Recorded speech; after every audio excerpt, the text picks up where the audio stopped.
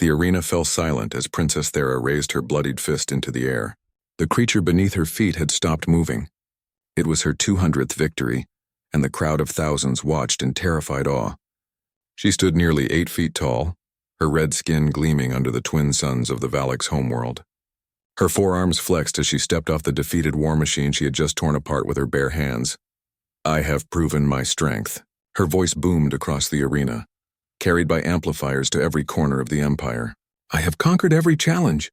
I have brought glory to Valaks." The crowd roared, but it was not a roar of joy. It was a roar of fear and duty. Everyone knew what came next. "Now I seek a partner." Thera's declaration cut through the noise. "I am heir to the Crimson Throne.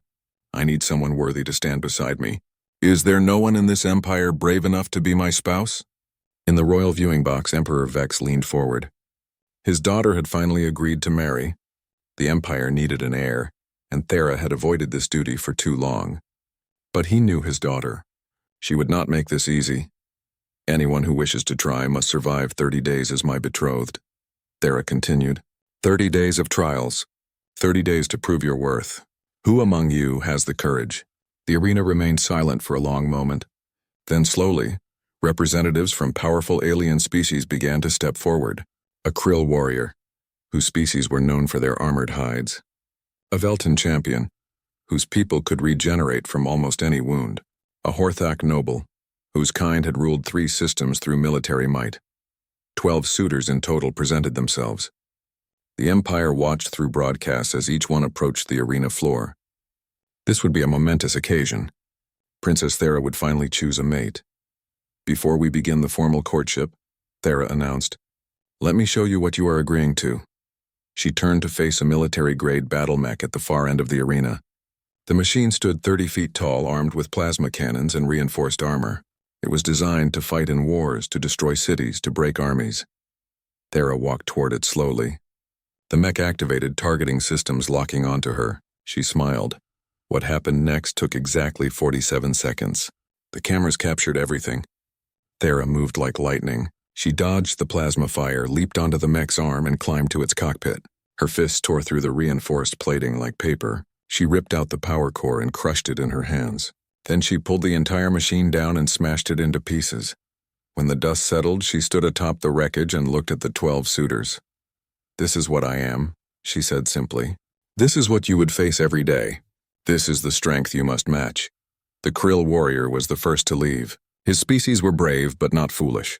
He bowed respectfully and walked away. The Veltan champion followed, then the Horthak noble. One by one, all 12 suitors retreated. Within minutes, the arena was empty except for Thera. She stood alone on the battlefield, and for just a moment the cameras caught something on her face. It might have been disappointment. It might have been loneliness. But then her expression hardened again and she turned to leave. "Well, that went poorly," Emperor Vex muttered to his advisor. "Elder Crom." "Perhaps the princess should reconsider her approach," Crom suggested carefully. "Not everyone seeks a warrior." "She is what she is," Vex replied. "And she deserves someone who accepts that." Across the Empire, people discussed the failed courtship. Some laughed. Some pitied the princess. Some said she would die alone. And on a small transport ship entering the Valak system, a human named Daesung had no idea any of this had happened. Daesung was 28 years old and had been trading goods across the outer colonies for 5 years. He was not rich, not poor, just a merchant trying to make his way in a very big galaxy. His ship was small, his crew was just himself and his business partner Hyo-Jin, and his goals were simple. Buy low, sell high, don't get killed by pirates. "We're approaching the Valak's homeworld," Hyo-Jin said over the communication system. She was back on their base station, handling the paperwork side of the business. "You're there for the trade summit, right?" "That's what the invitation said," Daesung replied, checking his data pad. "Commercial partners wanted for expansion into human territories. Seemed legitimate. Just be careful. The Valaks have a reputation. Strong warrior culture. Don't insult anyone." "When have I ever insulted anyone?" Daesung asked. Hyo-Jin was quiet for a moment. "Should I list the incidents alphabetically or chronologically?" "Funny, I'll be fine. It's just a trade meeting." His ship landed at the palace spaceport 3 hours after the failed courtship ceremony. Daesung went through security, showing his merchant credentials and invitation. The guards looked at him strangely but let him through. He was directed to a large hall where, he was told, the selection process would take place. Dae-sung entered the hall confused. It was mostly empty. A few officials stood near the throne platform. Some guards lined the walls. And on the throne sat Princess Thera, looking extremely annoyed. Another one? Crom said, spotting Dae-sung. We canceled all appointments after the ceremony. Ceremony? Dae-sung asked, walking forward. I'm here for the trade summit. Commercial partnership discussions? Thera sat up slightly, looking at this small creature. He was barely 6 feet tall. His skin was a pale peach color. He had only 2 arms. He looked fragile, like he might break if she breathed on him too hard. But there was something in his eyes. Not fear exactly, more like confusion. There is no trade summit, Crom said dismissively. You must have received old information. Please leave. Wait, Thera said suddenly. She stood and walked down from the throne platform. Each of her steps made the floor vibrate slightly. She stopped in front of Dae-sung, towering over him. You, human, are you here for the princess? Dae-sung looked up at her.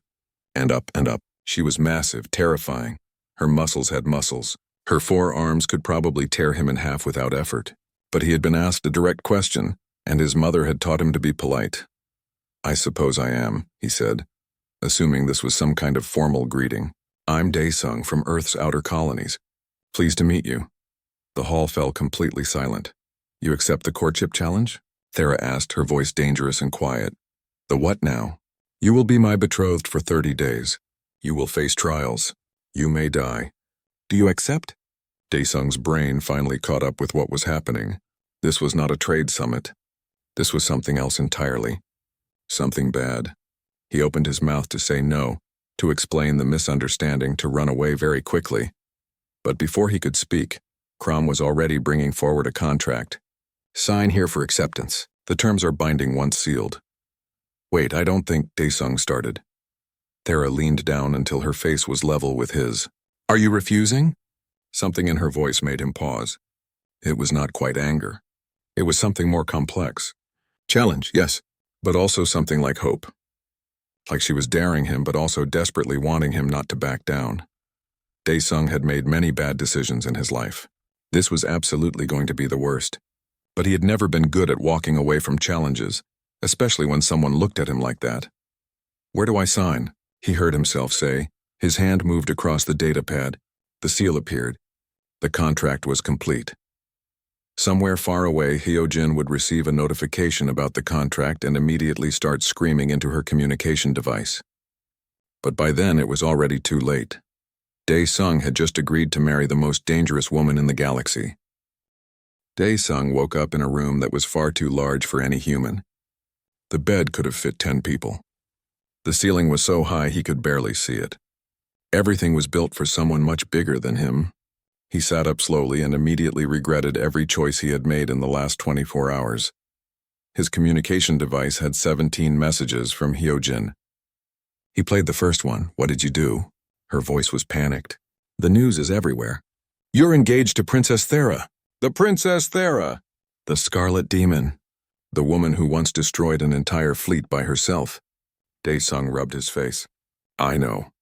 The contract is legally binding across 7 systems. You can't break it without violating about 40 different laws. I know. Do you know what happened to the last suitor who tried to back out? They found pieces of him across 3 different planets. I'm getting the picture, yes. Hyojin took a deep breath over the speaker. Okay, we can figure this out. Just survive 30 days. That's all. How hard can it be? Before Dae-sung could answer, the door to his room opened. It did not open normally. It was torn off its hinges. Princess Thera stood in the doorway looking at him with an expression somewhere between curiosity and disappointment.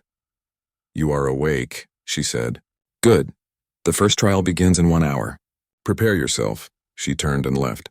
Guards came and removed the broken door. Dae-sung looked at his communication device. Hyojin? I think it's going to be pretty hard. The death gardens were exactly what they sounded like. They were a massive area outside the palace filled with the most dangerous creatures in the empire. Normally, they were used to train elite soldiers. Today, they would be used to test whether a human merchant could survive walking next to Princess Thera. The trial is simple, Elder Crom explained to the gathered court officials who had come to watch. The betrothed pair must hunt together. They will track down 3 apex predators and kill them. If the human survives, he passes. If he dies, well, we will prepare a very nice funeral. Daesung stood at the entrance to the gardens wearing armor that had been quickly adjusted to fit his smaller frame. It was still too big. The weapon they had given him was a plasma rifle designed for Valak's warriors. He could barely lift it. Thera stood beside him in her hunting outfit, which looked more like battle armor. She carried no weapons. She did not need weapons. Stay behind me, she said without looking at him. Try not to die in the first 5 minutes. It would be embarrassing. They entered the gardens together, the gate sealed behind them. The first thing Daesung noticed was that everything wanted to kill him. The plants had teeth. The ground moved in places where it should not move. Strange sounds echoed from every direction. And the smell. It was like someone had mixed the worst parts of a swamp with a slaughterhouse. Thera moved through the gardens like she owned them, which technically she did. She tracked the first predator within minutes. It was called a rend beast, and it looked like someone had taken a tiger, made it the size of an elephant, and given it armor plates and acid breath. There, Thera pointed. Our first target. The rend beast emerged from the undergrowth, saw them, and roared. The sound made Daesung's teeth hurt. Thera smiled. Finally, a challenge. She charged forward to meet it. What followed was the most terrifying 3 minutes of Daesung's life. Thera and the rend beast fought like forces of nature. She dodged its acid breath, grabbed its armored plates, and literally wrestled the creature to the ground. When it tried to bite her, she punched it in the mouth so hard that teeth flew out. When it tried to claw her, she grabbed its paw and twisted until something broke with a horrible cracking sound. The rend beast died. Thera stood over it, barely breathing hard. She turned to look at Daesung, who had not moved from his spot. Well? She asked. Are you going to help or just stand there? I think you handled it, Daesung managed to say. She frowned. The trial is for both of us. You must participate. They moved deeper into the gardens. The second predator was a shadow wing, a flying creature that could turn invisible and strike from above. Thera tracked it through broken branches and disturbed air patterns that Daesung could not see at all. When the shadow wing attacked, it went for Daesung. Probably because he looked like the easier target. Probably because he was the easier target. Daesung did the only thing he could think of. He dove into a thick patch of thorn bushes. The shadow wing followed, but its large wings caught on the thorns. It became visible as it struggled. That was when Thera grabbed it from behind and snapped its neck with her lower set of arms. She pulled Daesung out of the thorn bush. He was covered in scratches and bleeding from a dozen small cuts. Interesting tactic, she said, examining him. Inefficient, but you survived. That's kind of my whole strategy here, Daesung admitted. Just survive. Something changed in her expression. Not quite respect, but recognition maybe. Like she had not expected him to be honest. They continued hunting. The third predator was the worst. It was called a void stalker. And it was invisible, silent, and had killed more trained soldiers than any other creature in the gardens. Even Thera moved carefully when tracking it. Daesung noticed something strange. The plants. Wherever the void stalker moved, certain plants would close their leaves. It was a defensive reaction, so subtle that you would miss it if you were not looking for it. Princess, he said quietly, watch the blue plants. The ones with the spiral leaves, Thera paused. What? The void stalker. It's making them close, see? There. Moving left toward that rock formation. She watched. He was right. The plants were reacting to something invisible passing through them. Thera smiled. It was not a nice smile. It was a predator's smile. She moved to the rock formation and waited. When the plants near her started closing, she struck. Her fist connected with something invisible and sent it flying into a tree. The impact made it visible. The void stalker was smaller than the other predators, but looked far more deadly. It had too many limbs and a mouth that opened in the wrong direction. The fight was brief and brutal. Thera won, obviously, but afterward she looked at Daesung differently. How did you see it? She asked. I didn't, I just noticed the plants. Back on Earth, we have some predators that you can track by watching how other animals react. The principle is the same. You did not fight, she said. But you helped me hunt, why? Daesung shrugged, wincing at his injuries. You're better at fighting than I'll ever be.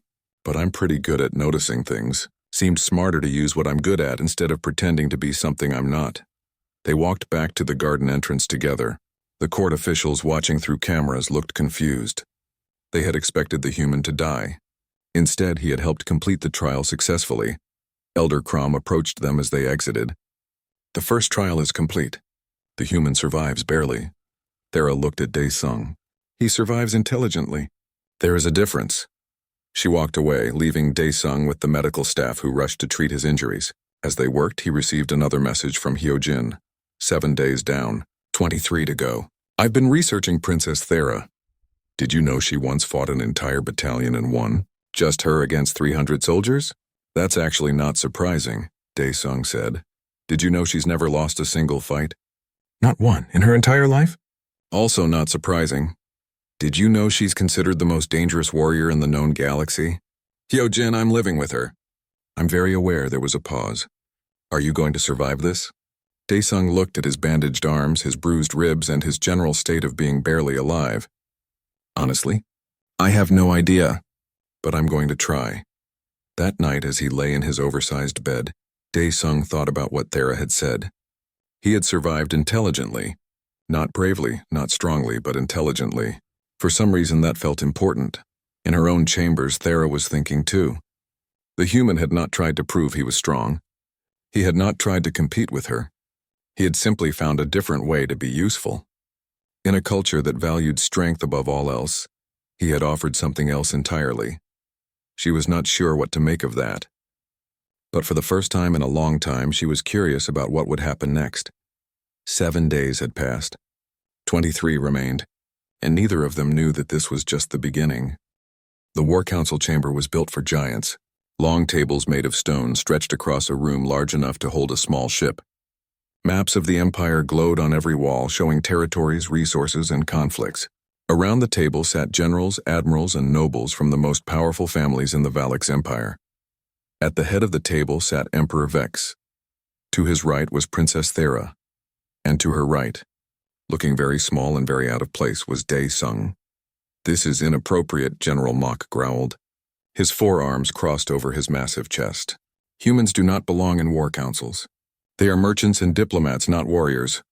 The trial requires it, Elder Crom said smoothly. The betrothed must demonstrate strength of will and strategic thinking. What better place than here? Dae-sung tried to make himself smaller in his chair. He had been given a cushion so he could see over the table properly. It was humiliating, but at least he could breathe.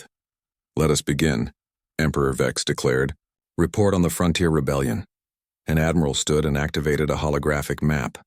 It showed a cluster of systems on the Empire's edge. The rebellion grows. 5 systems now openly defy us. Their leader, Kesh, has rallied support by claiming we exploit their resources and ignore their needs. Then we crush them. General Mok said immediately. Send the 4th Fleet, blockade their worlds. Starve them into submission. Several nobles nodded in agreement. This was the Valix way. Show strength. Dominate. Victory through power. The rebellion has popular support, another admiral warned. If we attack too aggressively, we risk turning other systems against us. Then we attack very aggressively, Mok replied. Make an example. Show what happens to traitors. Thera leaned forward. A direct assault would work. We have the military advantage. The 4th Fleet could end this in weeks. Emperor Vex nodded slowly. Daughter, you would lead this campaign? Of course, father. It is my duty. And what does your betrothed think? The Emperor's eyes turned to Dae-sung. Everyone in the room looked at him. Hostile eyes. Curious eyes. Amused eyes.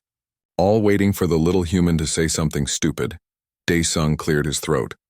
May I see the economic data for the frontier systems? Silence. Then laughter from some of the nobles. Economic data? Mok laughed. This is war, human, not a trade negotiation. War is expensive, Dae-sung said quietly. I'd like to see what resources those systems produce. What they trade. Who they trade with. Thera frowned but gestured to an aide. Show him. New data appeared on the holographic display. Dae-sung studied it for several minutes while the council waited impatiently. He could feel their contempt. Let them be contemptuous. He was used to being underestimated. The frontier systems produce 70% of the Empire's rare minerals, he finally said. They also control 2 major trade routes. If you blockade them, you stop their trade. But you also stop your own trade through those routes. The economic damage would cost more than the rebellion. So we do nothing?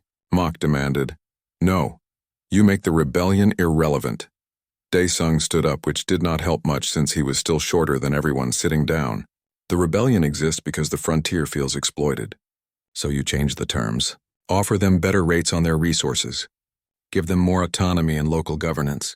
Make it economically stupid to rebel. That is weakness, Mok said. We would be rewarding traitors. You would be removing their reason to fight, Daesung countered. Right now, Kesh can tell his people that the Empire is their enemy. If you offer fair terms, what can he say? That peace is bad? That prosperity is wrong? His support would collapse. Thera was staring at him. You would negotiate instead of fighting? Fighting is one tool. Negotiation is another. Use the right tool for the job. The room erupted in argument. Half the council thought Daesung was an idiot. The other half thought he was a coward. Only Emperor Vex remained quiet, watching the human with interest. Enough, Vex finally said. The room fell silent. We will try both approaches. General Mok, prepare the 4th Fleet but do not deploy it yet. Human, you will draft a negotiation proposal. We will send it to Kesh along with a deadline. If he accepts, we negotiate. If he refuses, we attack. Mok looked furious but said nothing. You did not argue with the Emperor. Thera caught Daesung after the council meeting. She backed him against a wall, all forearms blocking any escape. You made me look weak, she said. I made a suggestion, he replied. Your father chose to listen. The Empire respects strength. You showed none. I showed a different kind of strength. The strength to offer an alternative to bloodshed. Her eyes narrowed. Do you think I enjoy war? That I want to kill? I think you're very good at war. And when you're good at something, people expect you to use it for everything. But just because you can destroy something doesn't mean you should. She held his gaze for a long moment, then stepped back. Draft your proposal. If it fails, the blood will be on your conscience. If your military attack fails, the blood will be on yours. She walked away without responding. Daesung spent the next 3 days working on the proposal. He researched the frontier systems, their economies, their cultures, their grievances. He spoke with trade officials, economists, and anyone who would talk to him. Most thought he was wasting his time. Some thought it was amusing. But he kept working. On the 4th day, something happened. Daesung was walking through the palace gardens when he heard footsteps behind him. Fast footsteps. He turned and saw a Valix noble rushing toward him with a blade drawn. Time seemed to slow down. Daesung knew he could not fight. He could not outrun a Valix. He was going to die in a garden, killed by someone he had never met for reasons he did not understand. Then a massive shape crashed into the noble from the side. It was Bora, Thera's personal guard. She disarmed the attacker in one smooth motion and pinned him to the ground. Assassin, she growled. Someone sent an assassin. More guards arrived. They took the noble away. Bora helped Daesung stand. Why did you save me? He asked. You don't even like me. The princess ordered me to protect you, Bora said simply. I follow orders. She did? When? The day you arrived. She said anyone who touched you would answer to her personally. Daesung thought about that. Thera had been protecting him from the start, even while she seemed to barely tolerate him. That evening, he presented his proposal to the council. It was comprehensive, detailed, and offered the frontier system's genuine improvements in exchange for loyalty. The economic projections showed it would actually increase imperial revenues in the long term. This is acceptable, Emperor Vex said after reviewing it. Send it to Kesh. The message was sent. They waited. 5 days passed, then 10. The council grew impatient. General Mok pushed for immediate military action, but Emperor Vex held back, giving the negotiation time. On day 14 of Daesung's 30-day trial, they received a response. Kesh agreed to negotiate. He had conditions, but he was willing to talk. The council was stunned. Half of them still wanted war, but the other half saw the opportunity. If this worked, it would save resources, lives, and money. If it worked, the humans' crazy idea might actually succeed. Thera found Daesung in the library that night. He was reading about Valak's history, trying to understand the people he was living among. Your plan is working, she said. Kesh agreed to negotiate. Not my plan. Your father's decision. You planted the seed. She sat down across from him, which was strange. She never sat with him before. Tell me about Earth. What do you want to know? Why are humans so weak? Daesung smiled. We're not weak. We're just different. We don't have armor plates or forearms or regeneration, so we learn to survive in other ways. We make tools. We form alliances. We adapt. You would die against any Valix in single combat, absolutely, but I'd never fight a Valix in single combat. I'd trick them, trap them, or convince them not to fight at all. That is not honorable. Honor is a luxury of the strong. The weak have to be smart. She considered this. You think we are wrong to value strength? I think strength is important, but so is wisdom, compassion, creativity. A society built only on strength will eventually meet something stronger. A society built on many different strengths can adapt to anything. They talked for hours. She asked about Earth, about humans, about his life as a merchant. He asked about Valix, about her training, about what it was like to be the most feared warrior in the Empire. For the first time, they talked not as princess and unwilling suitor, but as two people trying to understand each other. When Daesung finally returned to his room, he found another message from Hyojin. 14 days down, 16 to go. I've been tracking news about you. They're calling you the human negotiator now. Some nobles want you dead. Others think you're fascinating. Try to stay alive. Daesung lay in his too-large bed and smiled. He had survived 2 weeks. He had contributed something valuable. And for just a moment in that library, he had seen Princess Thera not as a terrifying warrior but as a person. Maybe, just maybe, he could survive this after all. The endless arena existed in a pocket dimension where time moved differently. 10 days inside equaled 1 day outside. It was used to train elite soldiers through extended combat scenarios. It was designed for Valix warriors with their incredible endurance and regenerative abilities. It was absolutely not designed for humans. Daesung stood at the entrance, wearing combat armor and carrying supplies.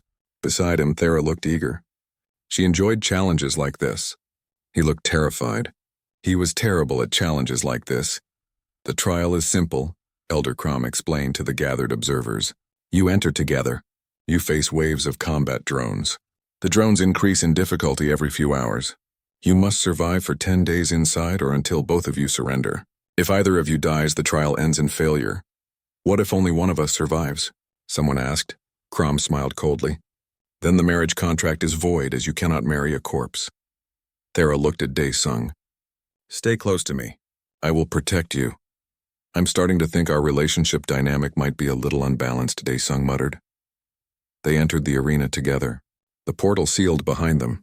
The pocket dimension looked like an endless wasteland. Rocky terrain stretched in every direction. The sky was a strange purple color that made Daesung's eyes hurt. And in the distance he could see the first wave of drones approaching. Combat drones were machines designed to simulate enemy soldiers. They could shoot, move tactically, and adjust their strategy based on opponent behavior. These particular drones were set to military-grade difficulty. Thera smiled. Finally, a real challenge. She charged forward to meet them. What followed was hours of constant combat. Thera moved through the drones like a force of nature. She crushed them with her fists, tore them apart with her strength, and threw broken drones at other drones. She was magnificent and terrifying. Daesung did his best to stay alive. He used broken drone parts as cover. He threw rocks to distract drones that were targeting him. Twice he played dead and the drones moved past him to attack Thera instead. It was not heroic, but it worked. After 6 hours of fighting, the first wave ended. They had a brief rest period before the next wave would begin. Thera was barely breathing hard. Daesung was gasping like he had run a marathon. His armor was dented. His body was bruised. He had a cut on his forehead that would not stop bleeding. You should rest, Thera said, offering him water from his pack. Rest sounds amazing, he managed to say between breaths. The next wave will be harder. Why did I sign that contract? You tell me, human. You are the one who agreed to this. Daesung laughed, which hurt his ribs. I was trying to be polite. My mother always said politeness was important. She never mentioned it might get me killed. Something shifted in Thera's expression. Your mother sounds wise. She was. She died when I was young. Pirate attack on her transport ship. I am sorry. It was a long time ago. But I still think about what she taught me. Be polite, be honest. Try to see the good in people. Probably not useful advice for surviving alien warrior princesses. It kept you alive this long, Thera pointed out. The second wave began. More drones. Faster drones. Smarter drones. The fighting continued for another 8 hours. Daesung's tactic of using Thera as a mobile shield while he provided minor distractions was working, but barely. By the end of the second wave, he could barely stand. They rested again. This time, Thera actually looked tired. Not exhausted, but tired. For a Valix, that meant she had been pushing hard. "How do you keep going?" she asked him suddenly. "You are injured, exhausted. Any other being would have quit by now." "Humans are stubborn," Daesung said. "It's kind of our thing. We're not the strongest or fastest or toughest, but we just keep going. Sometimes it's all we have. That is not a strength. That is a curse, maybe. But it's our curse." They talked during the rest periods. Real conversations, not just survival planning. Thera told him about growing up as the Emperor's daughter. Always expected to be perfect, always expected to be strong. Never allowed to be weak. Never allowed to be uncertain. Daesung told her about growing up on a colony world, watching the stars and dreaming of traveling between them. About his first trading voyage, which was a disaster. About learning that the galaxy was much bigger and stranger than he ever imagined. "Do you regret coming here?" she asked during one rest. "Every single day," he admitted. "But I don't think I regret meeting you." She looked at him strangely. "I am trying to kill you. Through these trials. No, you're trying to test me." There's a difference. The third wave came, then the fourth. The drones were now using advanced tactics and heavier weapons. Daesung realized something during the fourth wave. He could not just survive anymore. He had to help actively. He started repairing broken drones and reprogramming them with basic instructions. Attack other drones, create distractions. Nothing fancy, just enough to give Thera more targets that were not trying to kill them both. "You can do that?" she asked when she noticed. "Merchant skills. You pick up some engineering when your ship breaks down in deep space and the nearest repair station is 2 months away." His reprogrammed drones only lasted a few minutes before being destroyed, but those minutes helped. The waves became manageable instead of impossible. By the sixth wave, Thera had changed her strategy. She was fighting closer to Daesung, actively protecting him rather than just expecting him to keep up. When drones targeted him, she destroyed them first. When he needed time to reprogram a broken machine, she held off the others. They were working together now. Not just surviving near each other, but actually cooperating. During another rest period much later, Daesung was almost unconscious from exhaustion. Thera was applying medical gel to his wounds. "Why did you really accept the contract?" she asked quietly. "I told you." "Misunderstanding?" "No. You could have said no, even after you understood. Why did you sign?" He was too tired to lie. "You looked lonely. When you asked if I would refuse, you looked like you expected me to run, like everyone else had run. I'm stupid, but I'm not cruel." I couldn't walk away from that look. Her hands paused. "That is the most foolish reason I have ever heard. I did mention I'm stupid, right?" "You are not stupid," she said firmly. "Reckless, stubborn, impossibly fragile. But not stupid."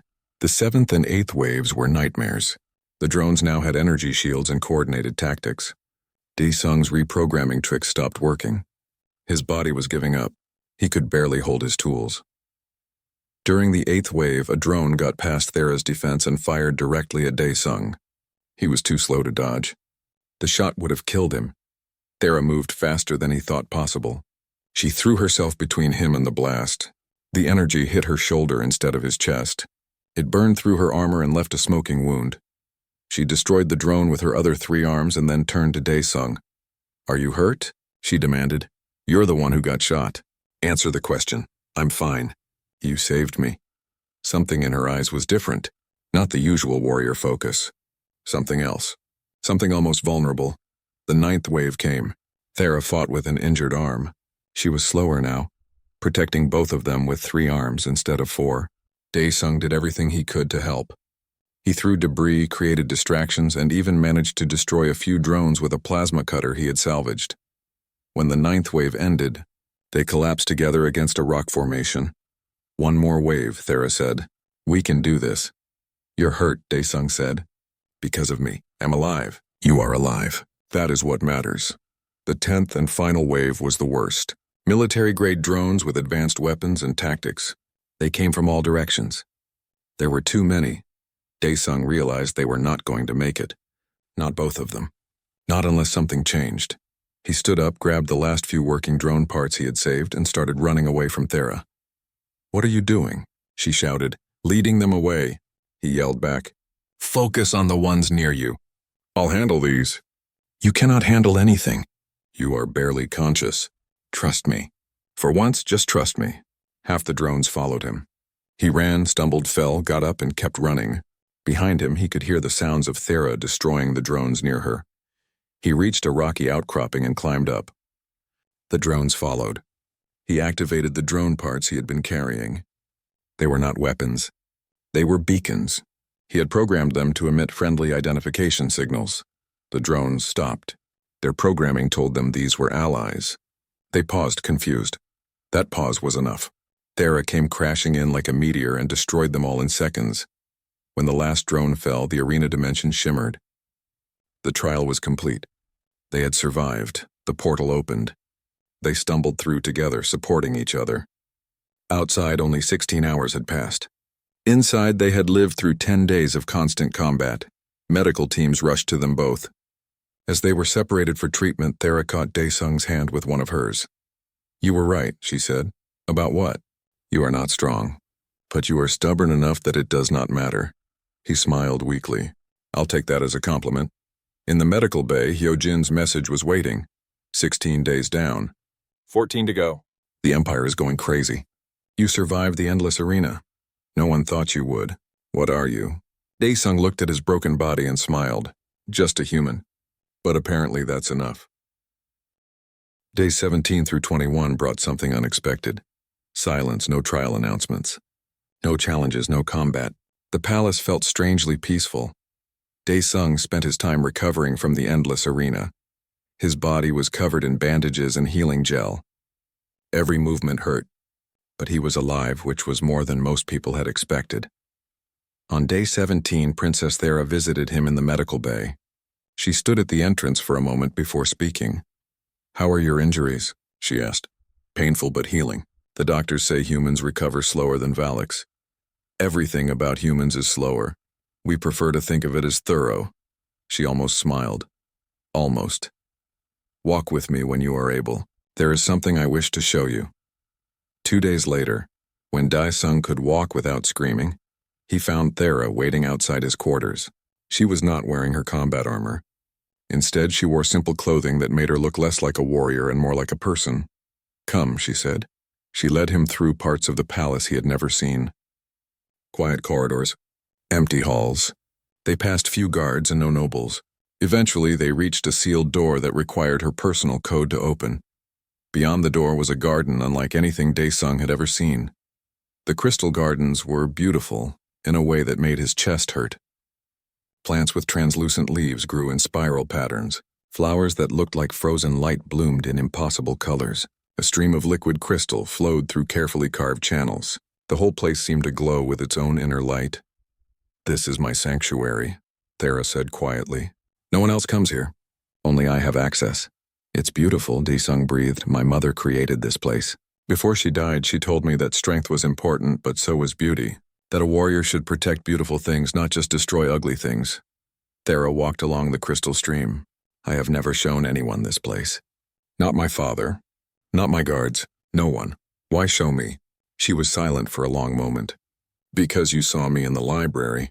Not the Scarlet Demon, not the princess, just me. I thought perhaps here I could see you. Just you." They walked through the gardens together.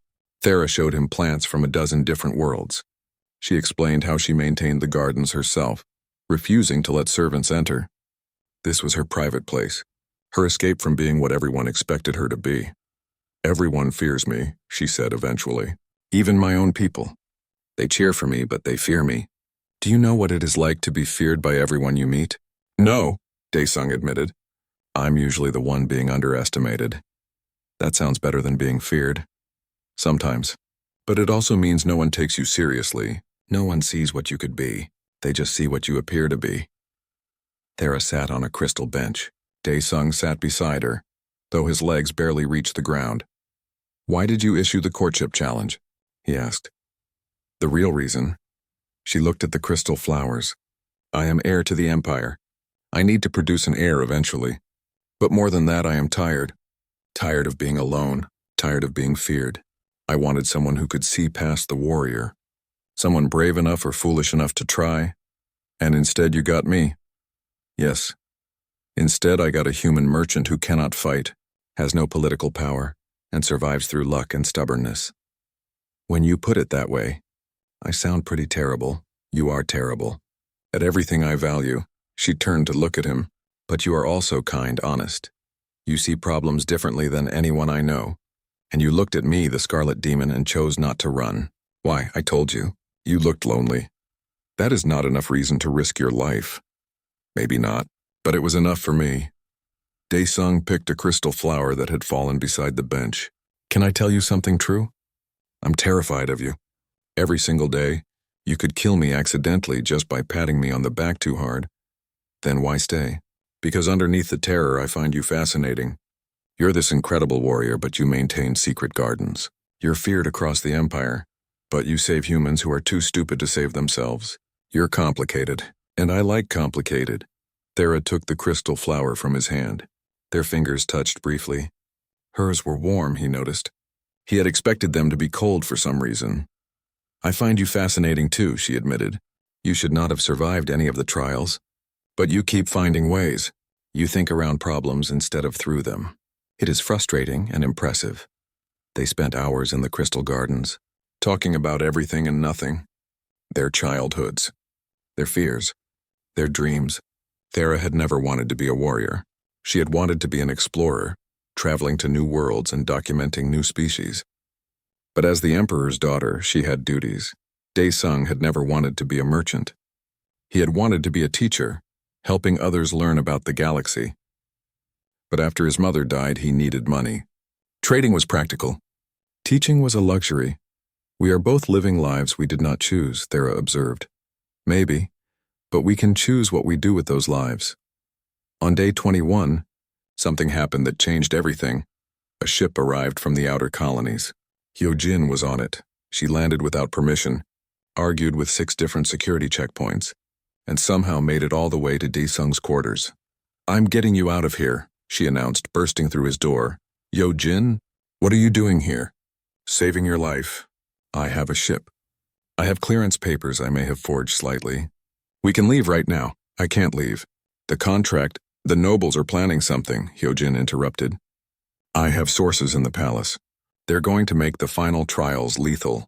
Actually lethal. They want you dead and they're going to arrange it legally. Dae-sung felt cold. Are you certain? Certain enough to fly here in a ship that barely has functional engines, please. We can leave right now.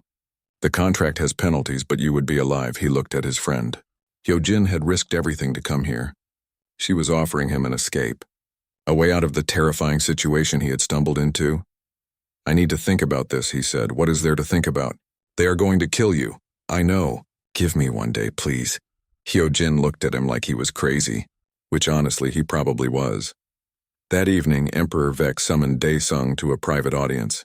Just the two of them in a small chamber. No guards. No witnesses. You know about the plot, Vex said.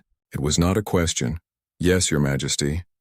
My nobles believe you are a threat, a weak human influencing my daughter and my policies. They want you removed. The Emperor studied him carefully. Your friend has offered you escape. Will you take it? I don't know yet. That is honest, at least. Vex poured 2 drinks from a crystal decanter. He handed one to Dae-sung. Tell me, human, what do you think of my daughter? I think she's the most terrifying person I've ever met. That is all? No. I think she's also lonely, brilliant, and trapped by what everyone expects her to be. I think she wants more than just being a weapon, and I think she deserves someone who sees that. Do you love her? The question hit Dae-sung like a physical blow. Love? He had been too busy surviving to think about love. I don't know, he said honestly. I barely know her. But I could, given time. If I survive, Vex smiled slightly. You are honest. That is rare in this palace. Most would declare undying love to save themselves. Lying seems like a bad strategy when talking to an emperor. Indeed. Vex sipped his drink. If you choose to stay, I cannot protect you from the trials. My nobles have rights under our law, but if you survive them, I will support your marriage to Thera. You have my word as emperor. And if I leave? Then you live. And my daughter continues her search for someone who will not run, which may never end. Dae-sung left the audience thinking hard. That night he found Thera in the Crystal Gardens. You have a choice to make, she said without turning around. My father told me about the plot. About your friend's offer. Did he tell you what he asked me? No. He asked if I love you. She turned, her expression unreadable. What did you answer? I said I don't know yet. But I could. That is honest. Seems to be my thing. They stood in silence for a moment. The crystal flowers glowed around them. If you leave, I will not blame you, Thera said quietly. The trials will be dangerous. Possibly lethal. You did not ask for this. You owe me nothing. That's not entirely true. You've protected me, saved my life, shown me your secret garden. I owe you at least honesty. Then be honest. Will you stay? Dae-sung thought about his mother's teachings. About being kind. About seeing the good in people. About not running from hard things. I'll stay, he said. Not because of the contract. Not because of duty. But because I want to know what happens next. With you. Thera's forearms hung at her sides. She looked vulnerable in a way he had never seen. You are either the bravest person I know or the most foolish. Probably both. For the first time since he had met her, Princess Thera smiled. Really smiled. Not the predator's smile from the arena. Not the cold smile of the throne room. A genuine warm smile that made her look completely different. Then we face what comes together, she said. Together. Dae-sung agreed. And for the first time, the 30-day trial did not feel like a death sentence. It felt like the beginning of something else entirely. The transport ship carrying Dae-sung and Thera to the frontier worlds was not a luxury vessel. It was a military craft, fast and efficient, designed to carry warriors into battle zones. Dae-sung sat in a seat built for someone twice his size, trying not to think about what awaited them. The fourth trial, Elder Crom had announced at the palace, is loyalty. The betrothed pair will travel to the frontier rebellion and end it.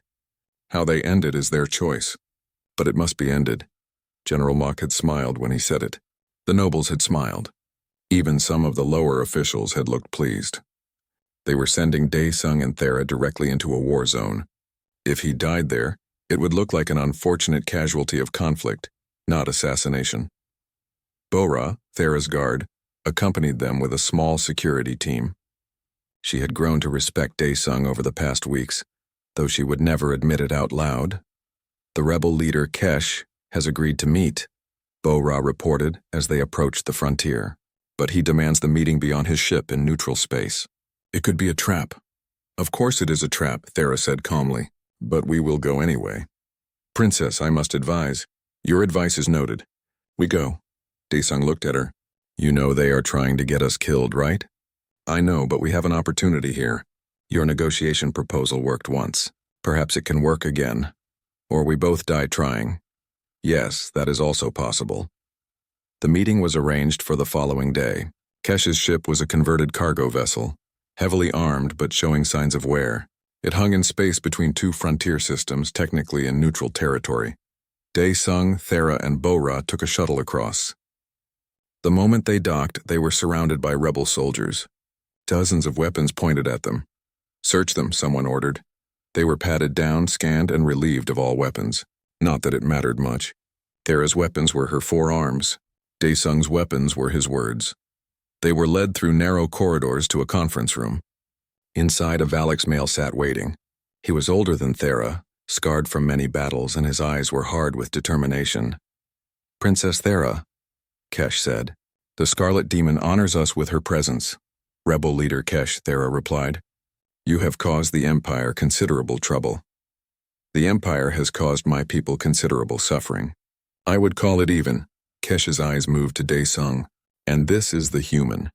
The one they call the negotiator. You look smaller than the broadcast suggest. Everyone looks smaller than the broadcast suggests, Dae-sung replied. Camera angles and such, Kesh laughed. It was not a friendly laugh. You come to negotiate my surrender. I came to listen to your grievances. My grievances. Kesh stood up, his voice rising. My people mine rare minerals that power the Empire. We break our backs in the depths of dead moons. And what do we receive? Barely enough payment to survive. No voice in how our worlds are governed.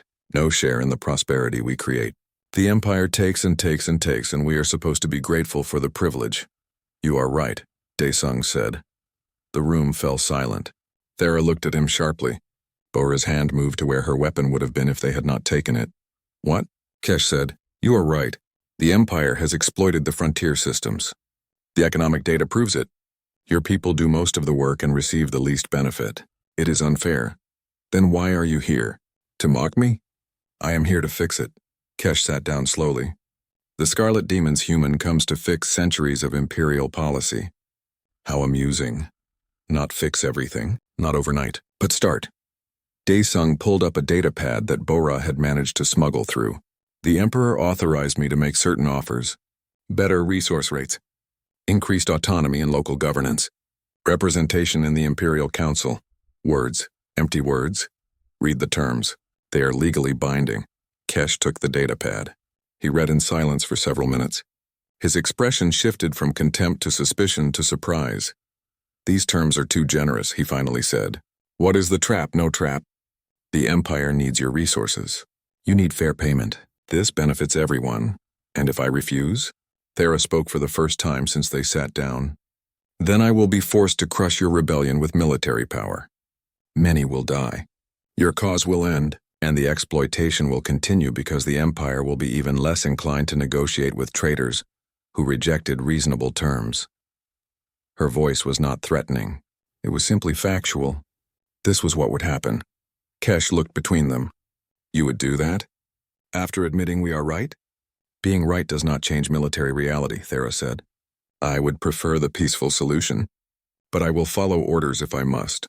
She is lying, one of Kesh's advisors said. The Scarlet Demon does not prefer peace.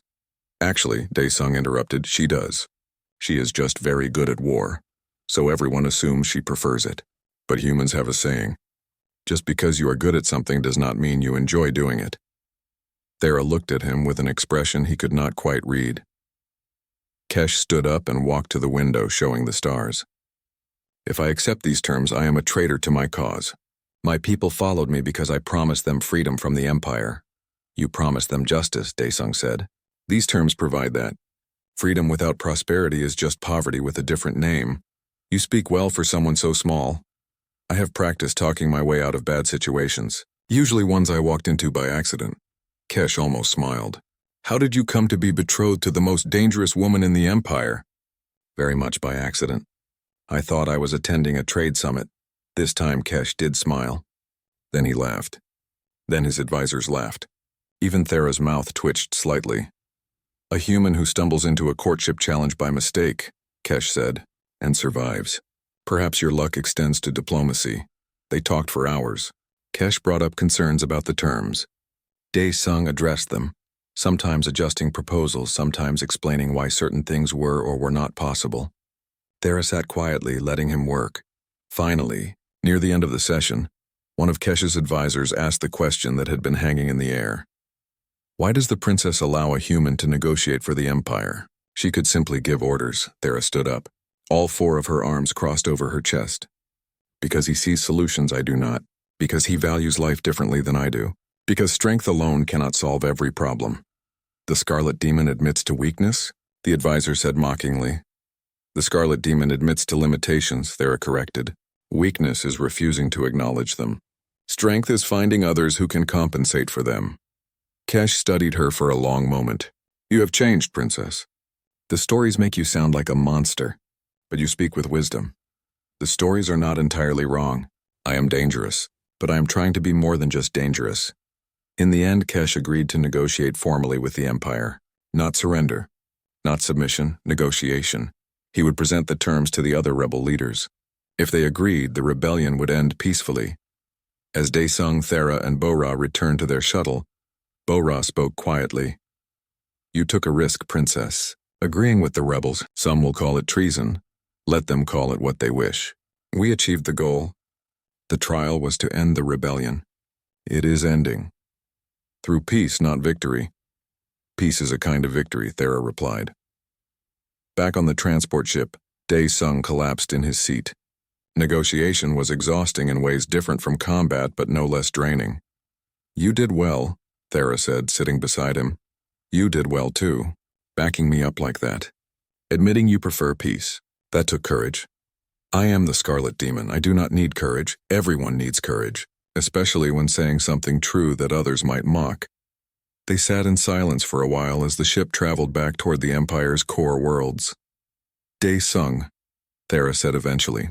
When this is over, when the 30 days end, what will you do? I do not know. I never planned past surviving. Would you stay? With me? He looked at her. Really looked at her. This enormous, powerful woman who could destroy armies but chose to maintain crystal gardens, who was feared by millions but felt lonely, who was trying to be more than what everyone expected. Yes, he said. I would stay, even though I terrify you. Especially because you terrify me. It means life will never be boring. She laughed. Actually laughed. The sound was strange coming from her, like she was not used to it. You are a very strange human. I get that a lot. News of the frontier negotiations spread quickly. Some praised the peaceful resolution. Others condemned it as weakness. The noble faction that had plotted against Dae Sung was furious. Their plan to eliminate him in combat had failed. He had not only survived but achieved something remarkable. General Mok made his displeasure known at the next council meeting. The princess negotiates with traitors instead of crushing them. The Empire looks weak. The Empire looks wise, Emperor Vex replied calmly. We end a costly rebellion and gain loyal subjects. Resources will flow again. Trade routes will reopen. This is victory. It is not the Valix way. Perhaps the Valix way needs updating, Thera said, standing up. My betrothed showed me that there are many paths to victory. I intend to explore them all. The council erupted in argument, but Emperor Vex was smiling slightly. That night, Hyojin sent another message. 25 days down, 5 to go. You made peace with rebels. You changed imperial policy. You are either a genius or the luckiest idiot in the galaxy. The final trial is coming. Everyone knows it. Be careful. Dae Sung looked at the day 26 arrived with an announcement that echoed across the entire empire. The final trial would be held in 3 days. The Grand Arena, broadcast to every world under Valix rule. The whole galaxy would watch. Dae Sung stood in his quarters staring at the formal summons on his datapad. The trial description was simple and terrifying. Traditional combat to first blood between betrothed parties. Victory proves unity of strength. Hyojin's message arrived seconds later. They are going to kill you. This is murder dressed as tradition. Please leave. I am begging you. She was right, of course. Combat to first blood between a human and a Valix was suicide. Thera's casual touch could break his bones. Her full strength could tear him apart. Even pulling her punches, she could accidentally kill him. But leaving now meant the past 26 days were for nothing. It meant abandoning Thera to continue her lonely search. It meant running when he had promised to stay. Dae Sung sent Hyojin a simple reply. Trust me. Over the next 2 days, the palace was chaos. Nobles argued in the hallways. Guards whispered behind closed doors. Betting pools opened on how quickly the human would die. Most gave him less than 30 seconds. Thera avoided him. He saw her once from a distance walking through the palace with Bo-Ra. She looked straight ahead, her expression unreadable. On day 28, Emperor Vex summoned Dae Sung again. You know you will die, the Emperor said without preamble. Probably. Yet you have not fled. No, Your Majesty. Why? Dae Sung thought about his answer carefully. Because running would prove that everyone was right about humans, that we are weak and cowardly, that we cannot stand beside the strong. I would rather die proving them wrong than live proving them right. Vex studied him for a long moment. You care about my daughter? Yes. Do you love her? I am starting to. Given more time, I think I would completely. That time may not come. I know. The Emperor poured 2 drinks again like he had during their first private meeting. The nobles demand this trial. Our laws support their demand. I cannot stop it without breaking laws I am sworn to uphold. I understand. But I can offer you one thing. If by some miracle you survive, I will declare the trials complete. You will have my full support as Thera's consort. The nobles will have no more legal methods to remove you. And if I do not survive, then Thera will continue alone, and I will mourn what might have been. On day 29, Thera finally came to see him. She entered his quarters without knocking, as was her way. But she stood at the entrance, not coming closer. Tomorrow, she said.